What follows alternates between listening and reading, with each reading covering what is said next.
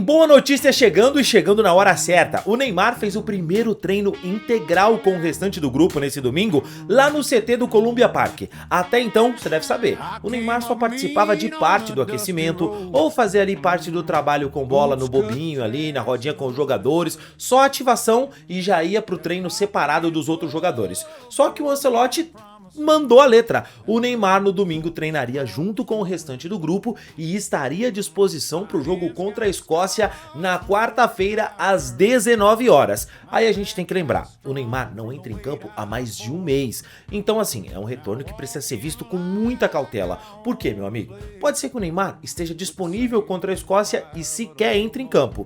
O Ancelotti não disse ele vai jogar, disse ele estará disponível, ou seja, vai estar no banco de reservas. Se o jogo estiver tranquilo, se o Brasil estiver vencendo 2, 3 a 0, eu acho difícil, mas se o Brasil estiver vencendo com tranquilidade, é bem capaz do Neymar ganhar alguns minutinhos. Se o jogo estiver amarrado, isso fica mais complicado. O que eu tenho certeza é que a gente vai poder contar com ele, principalmente agora que o Neymar tá treinando na fase de mata-mata, na fase de 16avos, de oitavas de finais, ali a gente vai poder contar com o Neymar. E por que eu acho o Neymar tão importante nesse momento para a seleção brasileira? Ah, Rodrigão, você pulou o muro, agora você é daqueles que apoiam o Neymar não consegue mais jogar em alto nível, o joelho dele... Eu sei tudo que você vai falar, eu tenho todas essas críticas, mas acabou, irmão. Acabou. O que a gente tem lá hoje é o Neymar pra jogar. O Rodrigo lesionou o joelho e não foi pra Copa. O Estevão se machucou. O Rafinha, que é o cara que pode fazer essa articulação no meio pela seleção também, é um cara que também se machucou, vai ficar fora. Vai perder agora o terceiro jogo, vai perder 16avos, talvez volte nas oitavas pras quartas de finais se o Brasil avançar.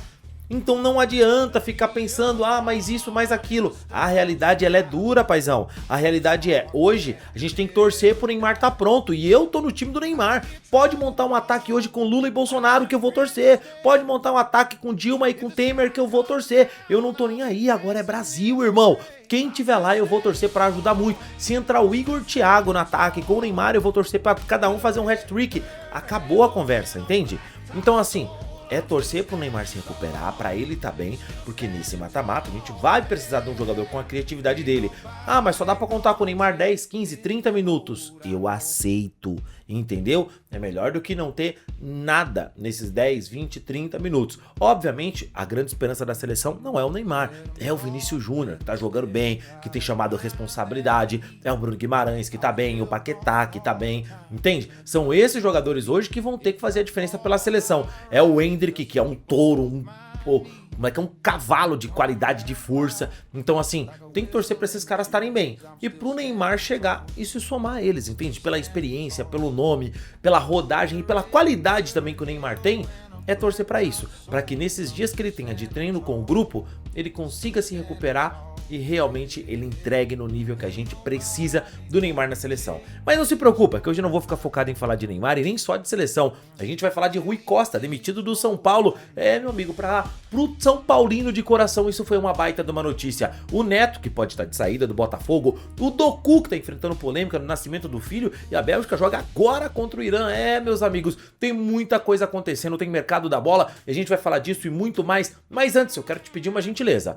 Olha... todos os dias tá saindo vídeo aqui no canal, tem muito conteúdo e muita novidade chegando, mas eu preciso que você me dê uma força. A gente tá buscando agora 500 mil de inscritos e eu quero bater essa marca esse ano. E pra isso eu conto com você, que é meu parceiro, meu aliado, pra ajudar. Então já se inscreve no canal, deixa um like no vídeo, se puder hypar esse vídeo aqui, dá uma moral, porque a gente tá trazendo conteúdo pra vocês e eu preciso que vocês ajudem esse canal aqui a chegar pro máximo de pessoas possíveis. Posso contar com você? Joga no meu time? Então bota a camisa e vamos embora.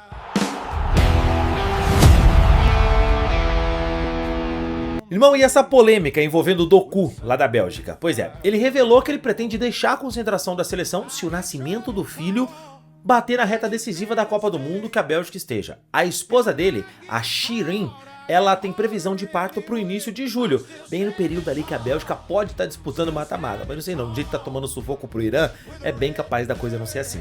Se avançar de fase, o Doku ele foi bem sincero e falou que ninguém quer perder o nascimento do filho, ainda mais sendo o primeiro filho, mas ele também entende que o futebol tem muita coisa envolvida, mas a federação tá ciente da situação dele. Só que essa fala simples dele, e até honesta, gerou uma reação que acho que ele não estava esperando. A apresentadora France Pierron, lá da L'Equipe TV, do jornal L'Equipe, da Bola de Ouro e tudo mais, ela fez uma crítica a essa fala dele, mas irmão, ela saiu chutando os cachorros, tá? Disse que a revolta... aliás, ela disse que isso revoltava ela, porque existem centenas de jogadores que dariam qualquer coisa para estar numa Copa do Mundo, que é o sonho de infância de vários garotos, e questionou se ele abriria mão disso. Só que se ela fosse até ali, eu acho que tava do jogo. Mas não, ela resolveu chutar o balde. Ela foi lá e disse que o pai não tem função nenhuma no parto, que é só um figurante que segura a mão e tira foto, e que o bebê vai continuar lá depois, meu irmão. Inverte a situação, cria uma coisa que vai um homem falar algo parecido assim sobre uma mulher. Obviamente, não dá pra inverter a situação ali nesse caso, mas numa situação em que você simplesmente trate o sexo oposto de uma maneira assim que, ó, você não tem importância pra isso, fica na tua. Cara, completamente bizarro. E assim, é tão absurdo porque filho é muito mais importante do que futebol. Sempre foi e sempre vai ser. Não existe troféu, não existe Copa do Mundo que vai substituir você ver o seu filho chegando ao mundo. Você é a primeira pessoa da família que o seu filho tem contato quando sai do útero da mãe, cara. Quando minha filha nasceu, meu filho nasceu, eu peguei no colo aqui, ó, toma. Aí entreguei pra minha esposa, eu fui a primeira pessoa que minha filha viu da família, entende? Isso tem uma diferença, é um momento importante, um momento que, pô, o cara vai carregar pro resto da vida. Eu sei que futebol é importante, que Copa é legal, mas, cara, é um absurdo falar algo assim. E tão é absurdo que a jornalista que falou essa bobagem, ela entrou lá pra reduzir o papel do pai e ela disse assim, pô, eu errei. Ela reconheceu, sabe? Falou, eu falei merda, não devia ter falado isso, foi pras redes sociais. E disse, sabe, que aquilo era uma opinião pessoal dela, que as palavras chocaram porque feriram algumas pessoas porque foram ditas ali numa discussão acalorada. E ela resolveu pedir desculpa. Mas, sinceramente, eu acho que ela só tá arrependida da repercussão ruim. Se tivessem batido palmas pra ela, ela estaria agora grandona. Mas eu acho de uma indelicadeza terrível. E se for pra considerar a minha opinião, que também é uma opinião, Doku, dane-se a seleção, irmão. Vai ver seu filho nascer. O Gabriel Magalhães ficou queimado com a comissão técnica antiga da seleção, Juninho Paulista e Tite, porque ele pediu dispensa de um... Eu não sei se era jogo de eliminatória ou amistoso, mas ele disse, olha, vai nascer meu filho, minha filha, não lembro agora se o do Gabriel Magalhães é menina. Vai nascer minha filha. E o cara tá no parto e ele não foi pra seleção, pediu dispensa. E o Juninho Paulista deu declaração depois, dizendo que isso pesou na hora de decidir qual zagueiro eles levariam e achavam que, pô, no desempate, isso era um ponto negativo pro Gabriel Magalhães. Irmão, se um cara não é dedicado à família dele, ele não vai ser dedicado a nada. Nada. Não existe clube de futebol que seja maior do que a família do cara. Um cara que desrespeita a esposa, que não cuida dos filhos, que não tá presente pra família, esse cara, pô, não tem nada que vai fazer esse cara jogar com vontade e não vai ser uma seleção com certeza, irmão. E o São Paulo tomou uma atitude correta. Demitiu o Rui Costa. Ah, Rodrigo, o nome dele é Rui. Não, é ruim. Ele é ruim, tá? Porque o São Paulo demitiu ele e ele ainda saiu dizendo que ganhou 3 títulos pelo São Paulo, foram 6 anos de trabalho. Disse, agradeceu nominalmente o Muricy Ramalho, o Leão Sem Dente, falou bem do Rafinha, né, o espalhafatoso Rafinha, mas não quis falar sobre o presidente Harry Macy Jr., que pra mim é tão ruim quanto ele. Enfim, a decisão de demitir ele foi uma decisão desse presidente, né, do Harry Macy. E ele sai do São Paulo ainda feliz, dizendo, eu conquistei 3 títulos no tempo que eu estive lá, foi a Supercopa, o Campeonato Paulista, que o São Paulo não conquistava há 16 anos, foi em 2021, São Paulo o último tinha sido em 2005, e ganha a inédita Copa do Brasil. E o que você fez com o São Paulo? Contratações erradas, decisões pra lá de ruins, enfim. O Rui Costa foi um dos piores dirigentes que o São Paulo já teve na sua história. Ele sair é motivo da torcida comemorar mais do que qualquer um desses 3 títulos que o São Paulo conquistou. Eu sei que também é motivo de preocupação, porque essa diretoria é tão ruim que é capaz de contratar outro incompetente, inconsequente e que seja subserviente a esses políticos, conselheiros e interesseiros que estão mamando nas tetas do São Paulo há muito tempo e tornaram um dos maiores clubes do mundo em um clube patético que acabou. Eu, São Paulino, digo isso com muita tranquilidade. O meu time acabou e eu espero que em pouco tempo surjam novas pessoas que façam o São Paulo ressurgir. Esse catado aí deixado pelo Rui Costa, que tem atacantes ruins, que tem meio-campos incompetentes, que tem defensores frouxos e inconsequentes. Esse é o legado do Rui Costa. O legado do Rui Costa é esse aí, ó. 6 anos no comando do São Paulo e o São Paulo, com todo respeito a você, meu irmão, minha irmã, que também é São Paulino como eu, e o São Paulo é uma merda, certo? Essa é a realidade, o meu time virou uma merda, graças a incompetentes como você, Rui Costa, o omisso do Muricy Ramalho, o espalhafatoso Rafinha, que é muito barulho e pouca competência. Pô, eu vou falar o que de Arry Maciça? Eu não tenho nem o que falar. Não tenho nem o que falar desse cara, porque quem é esse cara, entende? Esse cara é o fruto da saída do Júlio Casares, que é um dos maiores cânceres, não da história do São Paulo, mas do futebol. Então São Paulo demite o Rui Costa e a torcida comemora de pé, comemora, mas se preocupe, porque pode vir outro pior ainda. Não, pior que o Rui Costa eu acho difícil, mas tão ruim quanto é bem provável. E o Botafogo tá vivendo uma indefinição sobre o futuro do goleiro Neto, porque o que acontece aqui? Ele não tá nos planos do clube, também não poderia, né, irmão, não tem condições, e já recebeu algumas propostas do exterior.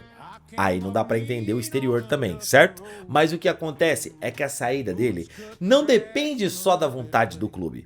Depende do aval do novo investidor do Botafogo, a GDA Luma, que já tem um acordo para assumir a SAF do Glorioso. Só que não tá oficialmente no controle do clube. Ou seja, o Botafogo tá numa situação de transição, com decisões importantes a serem tomadas nessa janela do meio do ano, que o Botafogo deve sofrer um esvaziamento do clube, e a saída do Neto é excelente, porque, pô, pelo amor de Deus, o Neto é uma decepção completa no Botafogo. Ele veio pro Botafogo e todo mundo achou, pô, bom nome pra substituir o John, que tá indo embora, sabe? O Léo Link não tá pronto ainda, é o Neto. Irmão, ele é bizarro, entende? Ele é bizarro, ele é... Pô, é melhor jogar sem goleiro. Pelo menos sem goleiro você fala assim, pô, não pode deixar chutar. Não, se bem que com o Neto também não pode. Então é complicada a situação do Botafogo. E a política precisa decidir logo quem vai controlar o clube, porque tem decisões importantes para serem tomadas. O Botafogo tem que se preocupar. O Transfer Bank não deixa chegar ninguém. Para sair, precisa definir esse processo, porque assim, ó, Danilo deve sair. É uma grana que entra que de repente dá para quitar as dívidas e se livrar desse Transfer Ban.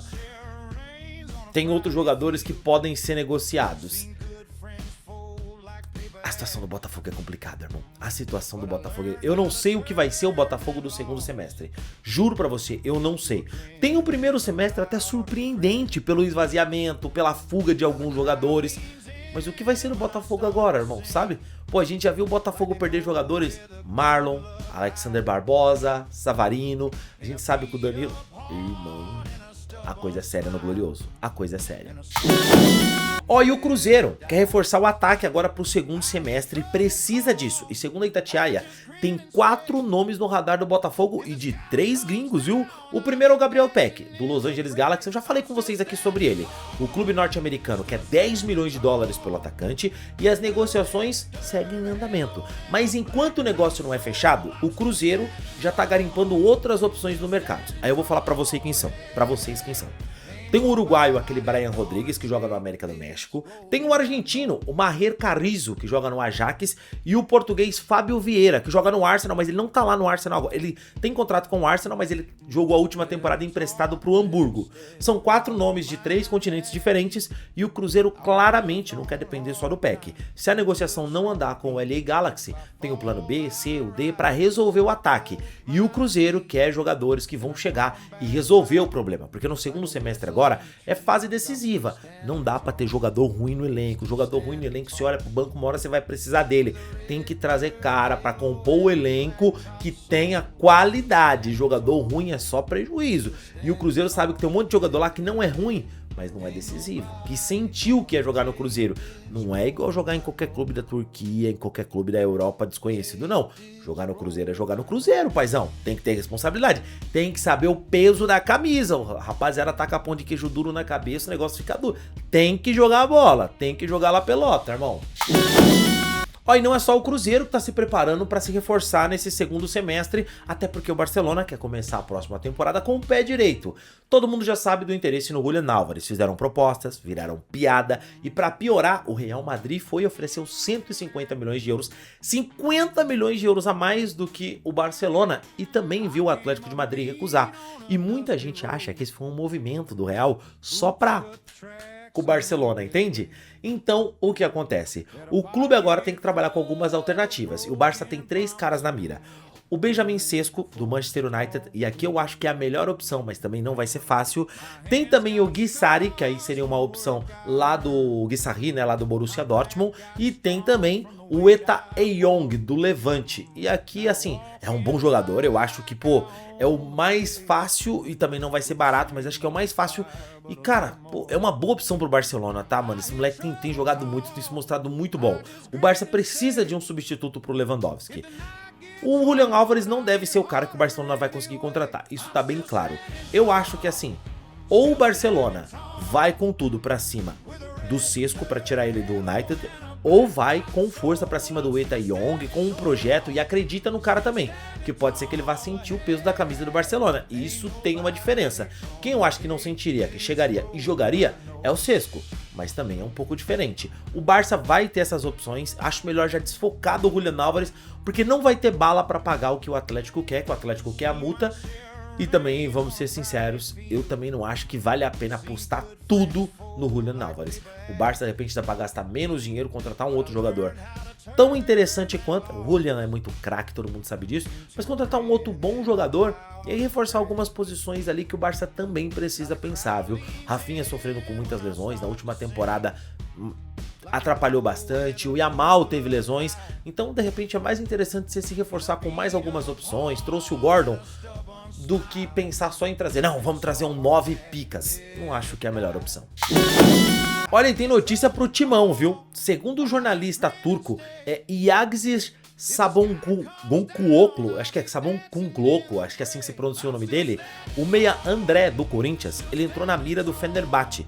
Ainda não tem uma proposta formal do Fenerbahçe, mas já tem um interesse. E não é a primeira vez que o nome dele apareceu no radar de um gigante europeu. Você já sabe, o Milan ofereceu 22 milhões de euros pelo André e a negociação só não avançou por conta da repercussão nas redes sociais e de todo mundo colocando um peso. Só que aqui quem vai falar sou eu batendo um martelo aqui, irmão. A torcida do Corinthians precisa decidir o que quer. Porque assim, ó, quando libera um jogador muito jovem, aí eu sei como funciona. Todo mundo vem e mete o pau na diretoria, fala, pô, a diretoria liberou o jogador, saiu quase de graça. Só que é um garoto, ele vai oscilar. E o André oscilou. Muita gente fala, começou a meter perna, começou a não sei o que lá. Não é meter perna, ele oscilou. Às vezes pode ser também que se deslumbre. Faz parte, você nunca deslumbrou com nada? Pelo amor de Deus, entende? Então, faz parte também às vezes esse deslumbramento com alguma coisa.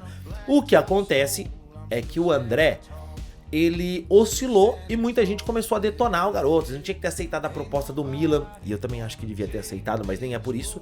Enfim. E aí agora nesse ciclozinho ali, um pouco antes da Copa, ali uns 4 ou 5 jogos antes da Copa do Mundo, da pausa pra Copa, o André voltou a jogar bem. E aí, óbvio, atrai o interesse do futebol europeu. Ele é muito novo, o André. Ele tem 29 jogos e fez 25 jogos como titular, marcou 5 gols e deu 5 assistências, o que para um volante é um resultado excelente, entende? São números expressivos demais, que mostram que o moleque, ele é muito diferente. Só que o Fenerbahçe não vai chegar com 25, com 30 milhões de euros por ele. Então eu acho que não é o momento do Corinthians vender, é segurar, deixar o Fernando Diniz trabalhar e saber que, o Diniz tem essa facilidade para desenvolver alguns talentos, já desenvolveu outros garotos que, se tornaram peças importantes no time, assim como o André se tornou. O que eu penso ele vai oscilar, porque ele é um garoto. E nesse momento é o momento que a torcida tem que ter paciência, porque o André já mostrou qualidade, para que quando ele se firme, ele prova, irmão, que ele pode ser um dos melhores volantes do futebol brasileiro. Mas pra isso precisa ter paciência. E eu acho que o Fenerbahçe não é o melhor destino pro André. Eu acho que é segurar mais um pouquinho. Acho que até o Milan seria uma boa pra ele. Apesar do Milan não viver os grandes momentos do Milan, acho que seria uma boa pra ele. Mas e você, o que você pensa, cara? Você apostaria alto no André? Você acha que é um cara que devia aceitar a proposta do Fenerbahçe? Porque além de todo esse debate que a gente tem aqui sobre bom destino ou não, ainda tem a questão financeira do Corinthians, que aí isso pesa pra valer, né? Cara, eu quero falar com você sobre o Ian Diomandé, um atacante da Costa do Marfim que tá arrebentando, 19 anos, viralizou aí nas redes sociais a carta que ele escreveu pra irmã dele, muito emocionante mesmo. A irmã dele acabou falecendo, ele comentou na carta, fala que colocaram alguma coisa na bebida dela. Uma história muito triste, emocionante, a irmã que sempre apostou nele. Mas o que acontece? Você deve saber que além de toda essa carga emocional fora de campo, irmão, o Ian tá voando na Copa do Mundo. Ele que já joga muita bola lá no Leipzig, é um cara que, o Liverpool já mostrou interesse por ele, fez uma proposta, o Leipzig recusou. Agora o Liverpool pode oferecer 100 milhões de libras, que dão quase 700 milhões de reais, é muito dinheiro. O Liverpool quer um cara pra jogar pelo lado ali onde o Salah deixou a equipe depois de 9 temporadas, e eles estão apostando muito que o Joe Mandé pode ser esse cara. E aí o que acontece? Quando você vai olhar os números dele no Leipzig, você vê que não é só um cara que tá aparecendo agora na Copa. Ele fez 36 jogos na última temporada. Ele marcou 13 gols na última temporada e fez 9 assistências. Então é um cara que tá chegando com um nível absurdo, entende? É um cara que tá chegando agora pra vestir a camisa de um gigante como o Liverpool. É um salto na carreira dele que vai colocar esse cara pra fazer aquilo que ele escreveu na carta pra irmã dele, que é se tornar um dos melhores jogadores do mundo. Se esse cara faz 2 temporadas brilhantes com o Liverpool, ele pode conquistar isso. Cara, o Ian joga muita bola, ele é muito forte, muito rápido, ele não tem medo de ir pra cima. Olha o que ele tá fazendo na Copa. Eu sei que quem já acompanha futebol europeu, já assiste, já tava reparando há um bom tempo nele, já via que ele era um cara que muita gente tava de olho pelo que ele vinha fazendo no Leipzig. Mas na Copa do Mundo é pra jogador grande, cara. E com essa personalidade que ele vem mostrando, vai ser muito difícil ele não ir pra um clube grande. O Liverpool é o time que tá mais avançado, mas o PSG, por exemplo, tá de olho também no jogador. Não fez proposta, mas tá de olho também no garoto. E cara, o moleque tem 19 anos, 100 milhões de libras, pô, é um baita do negócio, viu? É uma aposta gigantesca do Liverpool, mas que sinceramente eu faria, porque eu acho esse moleque muito bom, muito craque de bola. Eu acho ele melhor que o Doku, tá? Aí eu não sei, o que você pensa? Deixa aí nos comentários, quero saber a sua opinião. Não esquece do like no vídeo, eu fico por aqui e ó, conto com você, hein? Deixa um like, um comentário aqui pro YouTube ver esse vídeo, se mexer no algoritmo. Manda um comentário que eu vou te responder, manda uma pergunta sobre algo que eu falei nesse vídeo que eu vou te responder aqui. Manda aqui agora, eu quero saber.